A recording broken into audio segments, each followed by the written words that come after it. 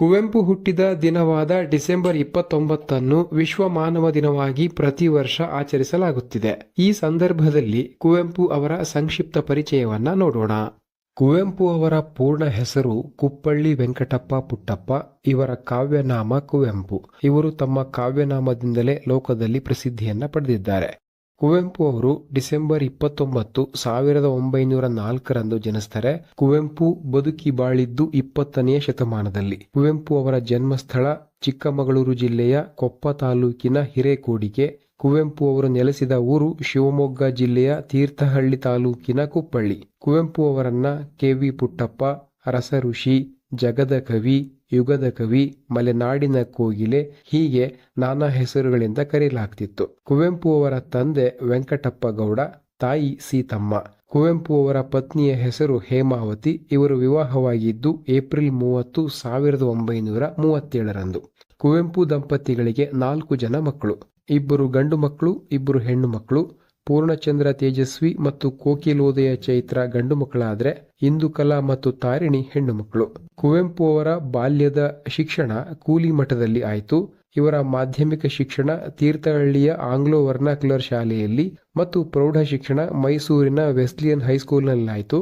ಕುವೆಂಪು ಅವರು ತಮ್ಮ BA ಮತ್ತು MA ಪದವಿಗಳನ್ನ ಮೈಸೂರಿನ ಮಹಾರಾಜ ಕಾಲೇಜಿನಲ್ಲಿ ಮುಗಿಸ್ತಾರೆ. ಕುವೆಂಪು ಅವರು ಉಪನ್ಯಾಸಕರಾಗಿ ವೃತ್ತಿಯನ್ನ ಆರಂಭಿಸಿ ನಂತರ ಪ್ರಾಧ್ಯಾಪಕರಾಗಿ, ನಂತರ ಉಪಕುಲಪತಿಯಂತಹ ಉನ್ನತ ಹುದ್ದೆಯನ್ನು ಸಹ ಅಲಂಕರಿಸಿ ಅದನ್ನು ಯಶಸ್ವಿಯಾಗಿ ನಿಭಾಯಿಸ್ತಾರೆ. ಕುವೆಂಪು ಅವರ ಮೇಲೆ ಕುಮಾರವ್ಯಾಸ, ಸ್ವಾಮಿ ವಿವೇಕಾನಂದರು, ರಾಮಕೃಷ್ಣ ಪರಮಹಂಸರು, ರವೀಂದ್ರನಾಥ ಟ್ಯಾಗೋರ್, ಗಾಂಧೀಜಿ ಮುಂತಾದ ಮಹಾನ್ ವ್ಯಕ್ತಿಗಳು ಪ್ರಭಾವ ಬೀರ್ತಾರೆ. ಕುವೆಂಪು ಅವರ ನೆಚ್ಚಿನ ಗುರುಗಳು TS ವೆಂಕಣ್ಣಯ್ಯ. ಕುವೆಂಪು ವೃತ್ತಿಯಿಂದ ಪ್ರಾಧ್ಯಾಪಕರಾದರೂ ಕೂಡ ಪ್ರವೃತ್ತಿಯಿಂದ ಅವರೊಬ್ಬ ಶ್ರೇಷ್ಠ ಕವಿ, ಕಥೆಗಾರ, ನಾಟಕಕಾರ, ಕಾದಂಬರಿಕಾರ, ವಿಮರ್ಶಕ ಹಾಗೂ ಚಿಂತಕ.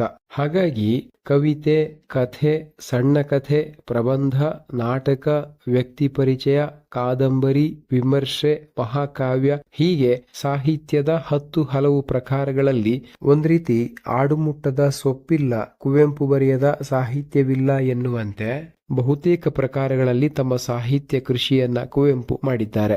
ಕುವೆಂಪು ಅವರ ಸಾಹಿತ್ಯವು ವಿಶೇಷವಾಗಿ ಪ್ರಕೃತಿ, ಪ್ರೇಮ, ಆಧ್ಯಾತ್ಮ ಹಾಗೂ ಅವರ ಕಾದಂಬರಿಗಳಲ್ಲಿ ಗ್ರಾಮೀಣ ಸೊಗಡನ್ನ ಕಾಣಬಹುದು.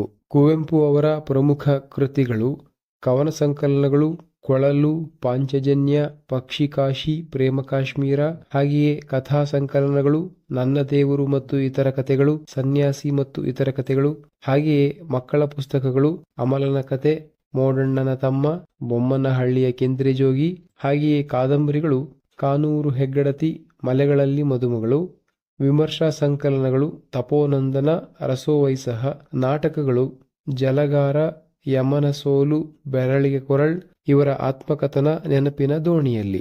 ಇನ್ನು ಕುವೆಂಪು ಅವರಿಗೆ ಸಿಕ್ಕ ಪ್ರಶಸ್ತಿ ಪುರಸ್ಕಾರಗಳಿಗೆ ಲೆಕ್ಕವಿಲ್ಲ. ಇವರ ಮೇರು ಕೃತಿ ಶ್ರೀರಾಮಾಯಣ ದರ್ಶನಂಗೆ ಕೇಂದ್ರ ಸಾಹಿತ್ಯ ಅಕಾಡೆಮಿ ಪ್ರಶಸ್ತಿ, ಮೈಸೂರು ವಿಶ್ವವಿದ್ಯಾಲಯದಿಂದ ಗೌರವ ಡಿಲೀಟ್, ಪದ್ಮಭೂಷಣ, ರಾಷ್ಟ್ರಕವಿ ಪುರಸ್ಕಾರ, ಕರ್ನಾಟಕ ವಿಶ್ವವಿದ್ಯಾಲಯದಿಂದ ಗೌರವ ಡಿಲೀಟ್, ಜ್ಞಾನಪೀಠ ಪ್ರಶಸ್ತಿ, ಬೆಂಗಳೂರು ವಿವಿಯಿಂದ ಗೌರವ ಡಿಲೀಟ್, ಕೇಂದ್ರ ಸಾಹಿತ್ಯ ಅಕಾಡೆಮಿಯಿಂದ ಫೆಲೋಶಿಪ್, ಪಂಪ ಪ್ರಶಸ್ತಿ, ಪದ್ಮವಿಭೂಷಣ, ಕರ್ನಾಟಕ ರತ್ನ, ಕರ್ನಾಟಕ ಸಾಹಿತ್ಯ ಪರಿಷತ್ತಿನ ಗೌರವ ಸದಸ್ಯತ್ವ, ಕರ್ನಾಟಕ ವಿಶ್ವವಿದ್ಯಾಲಯದ ನಾಡೋಜ ಪ್ರಶಸ್ತಿ. ಇದಲ್ಲದೆ ಕುವೆಂಪು ಅವರ 113ನೇ ಜನ್ಮದಿನದಂದು ಗೂಗಲ್ ಇಂಡಿಯಾ ಅವರ ಗೌರವಾರ್ಥ ಡೂಡಲ್ ಪ್ರದರ್ಶನ ಕೂಡ ಮಾಡಲಾಯಿತು. ಅಲ್ಲದೆ 1957ರಲ್ಲಿ ನಡೆದ 39ನೇ ಅಖಿಲ ಭಾರತ ಕನ್ನಡ ಸಾಹಿತ್ಯ ಸಮ್ಮೇಳನದಲ್ಲಿ ಕುವೆಂಪು ಅವರು ಸರ್ವಾಧ್ಯಕ್ಷರಾಗಿದ್ರು. ಇದೆಲ್ಲಕ್ಕೂ ಕಳಶಪ್ರಾಯವೆಂಬಂತೆ ಜಗತ್ತಿಗೆ ವಿಶ್ವ ಮಾನವ ಸಂದೇಶವನ್ನ ಸಾರಿದ ರಸಋಷಿ ಕುವೆಂಪು ಅವರ ಜನ್ಮದಿನವನ್ನ ಅಂದ್ರೆ ಡಿಸೆಂಬರ್ 29ನ್ನ ಪ್ರತಿ ವರ್ಷ ವಿಶ್ವ ಮಾನವ ದಿನವನ್ನಾಗಿ ಆಚರಿಸಲು ರಾಜ್ಯ ಸರ್ಕಾರ 2015ರಲ್ಲಿ ಕರೆ ನೀಡಿತು. ಅಂದಿನಿಂದ ಪ್ರತಿ ವರ್ಷ ಡಿಸೆಂಬರ್ 29ರಂದು ವಿಶ್ವ ಮಾನವ ದಿನವನ್ನಾಗಿ ಆಚರಿಸಿಕೊಂಡು ಬರಲಾಗ್ತಾ ಇದೆ. ಇದಿಷ್ಟು ಕುವೆಂಪು ಅವರ ಕುರಿತಾದ ಸಂಕ್ಷಿಪ್ತ ಪರಿಚಯ.